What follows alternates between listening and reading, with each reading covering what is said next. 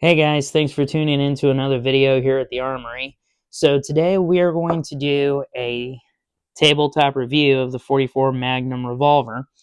I did do a shooting video on this, and I will post the link in the description so everyone can see this. Before we go any further, just so everyone is aware, this gun has been safety checked and there is no rounds inside the cylinder. So, I do have snap caps here on the table. This is a snap cap right here. So I'll show you guys how to load it and unload it and so on and so forth. Do a little bit of, trigger play and all that kind of stuff. So, this is the true genuine Smith & Wesson Model 29-2 44 Magnum revolver. So this is the, if I remember correctly, it's a 6.5-inch barrel. This is the true, legitimate, dirty, hairy gun. I mean, obviously, it's the modern day equivalent of it.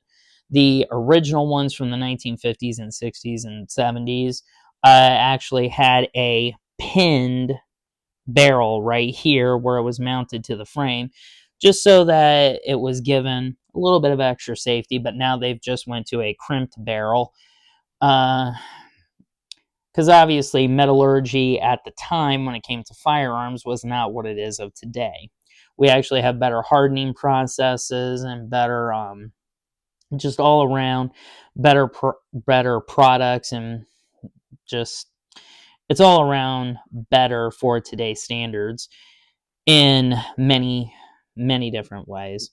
So, a lot of people may be wondering, how did the 44 Magnum come about? So, just to give you guys a little history lesson. So, originally, these were called, if I remember correctly, these were called the end-frame revolvers back during the 1950s.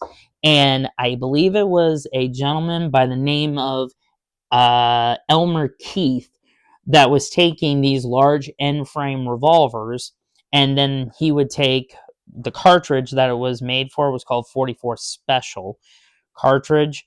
So what he would do is he would take 44 Special cartridges, and then he would load them to a lot more larger pressures than what the 44 Special could do.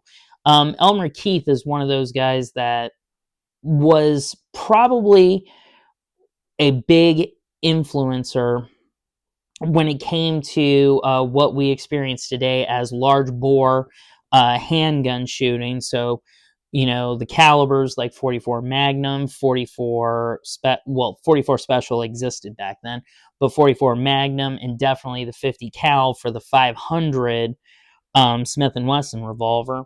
All of them kind of owe their success to Elmer Keith, because he was a very big handgun enthusiast when it came to large bore revolvers, and he was kind of the one that really started this gun right here, because from what I understand, he contacted Smith & Wesson and said, I want you guys to develop a gun that can handle these large caliber, not the large caliber, but handle the cartridge that I am loading to such, high pressures. And so eventually Smith & Wesson said, okay, we'll make this gun for you, and we'll call it the 44 Magnum, so that there was a delineation, because a 44 Special and a 44 Magnum are the same exact case diameter and bullet diameter. There's only one difference between them. The 44 Special has less powder, less gunpowder inside the casing, whereas the 44 Magnum has a lot more. So if you shoot a 44 Magnum cartridge inside of a 44 Special revolver, the pressures are going to be massive and the gun is going to explode in your hand. Maybe not after the first shot or the second shot, but eventually the cylinder and the barrel, they're going to take so much abuse in that moment that it's eventually just going to explode in your hand. So, Smith & Wesson then, created the 44 Magnum, and then they gave I think they gave one to Elmer Keith, and then they started doing a production line of them. And this firearm has been around ever since the 1950s, mid 50s to late 50s, if I remember correctly.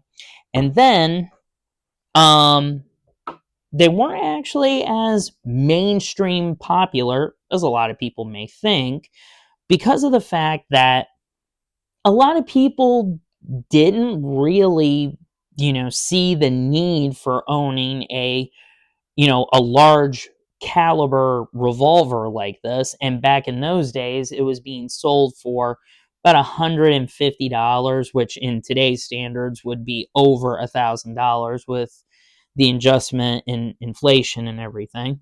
So a lot of people back then, when they purchased this firearm, it was actually more for handgun hunters and then silhouette target shooters later on, and the bowling pin competitions that really became popular during the 1970s, and rural law enforcement really took to this firearm.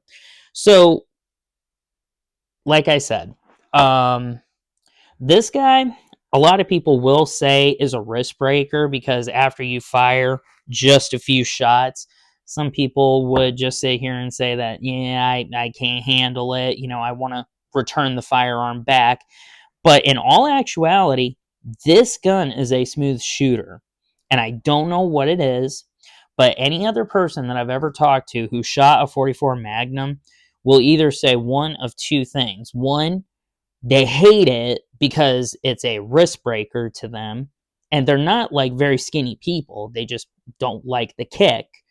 But then one guy who I have personally known for a long time, he has shot a 44 Magnum, but I think it was either a Taurus 44 Magnum revolver.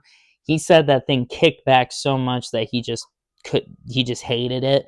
But then when you put the Smith and Wesson in his hand, this guy, and he stood up on the firing line and pulled that trigger, he said that this thing, and he was shooting 44 Magnum, he said that this thing was the smoothest shooter he had ever felt when it came to a 44 Magnum.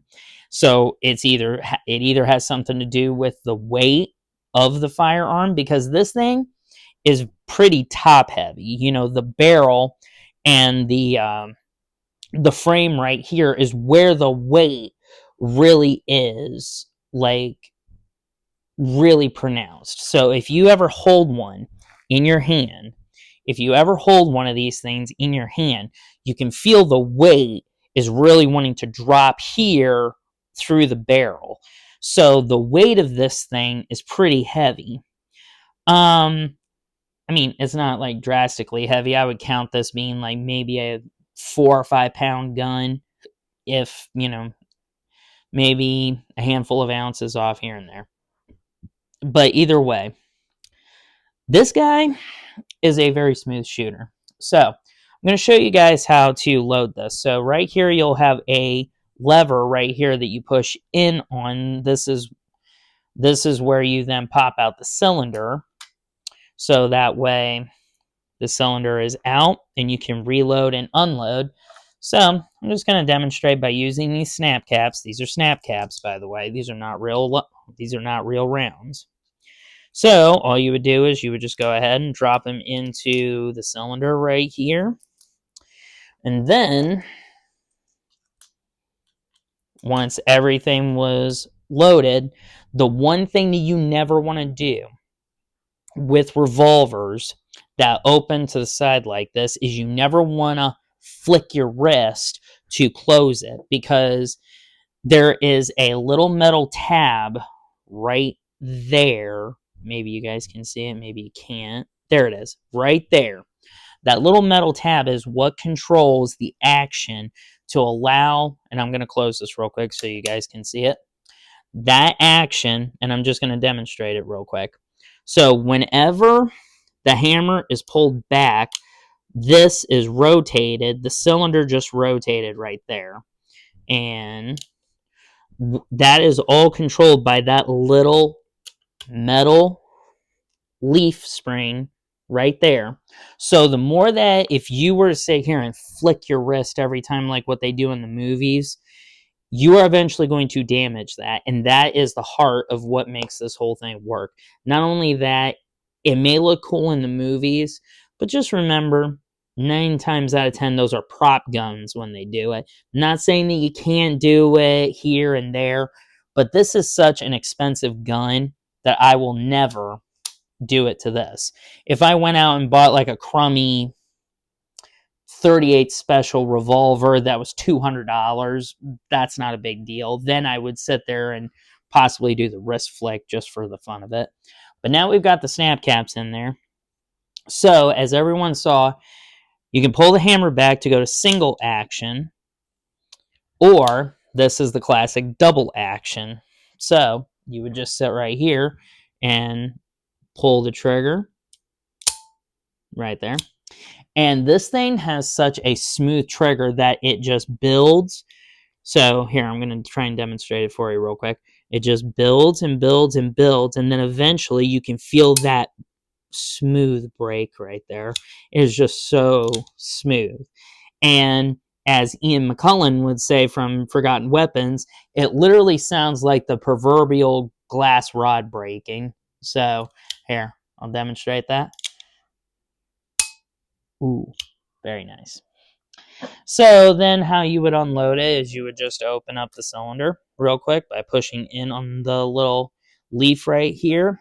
And then this is a hand injector. So which means you have this little spring right here that you would just push, and then all your cartridges would then slide out, and then you would just be able to do that. Now obviously, since these were snap caps do not expand as would a real round would. So I could easily just put one of these guys in here. So as you guys can clearly see, there's one in there. Yeah, there's one in there. You can easily see that was sliding out. But when it comes to a round that has been fired, it expands inside of the cylinder. So that's why they invented the hand ejector, so that you could easily eject the spent rounds, and then you would just pull them out the rest of the way, and then you would just go ahead and load your next set in there. So, not really a whole much more to talk about. Obviously, Dirty Harry is what made this gun very famous. I mean, the gun was more of the star than what Clint Eastwood was back in the 1970s. But this is the actual legitimate firearm that Dirty Harry uses in the film.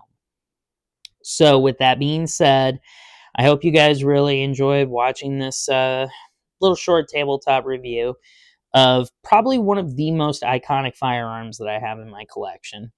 So I hope you guys enjoyed this video. Be sure to check out the shooting video with me and my friend Steve. We were just out there having fun with this little guy. We only shot 6 rounds, but still, it was still a fun time out there. Thank you guys for watching, and remember, shoot straight and shoot safe. Have a good day.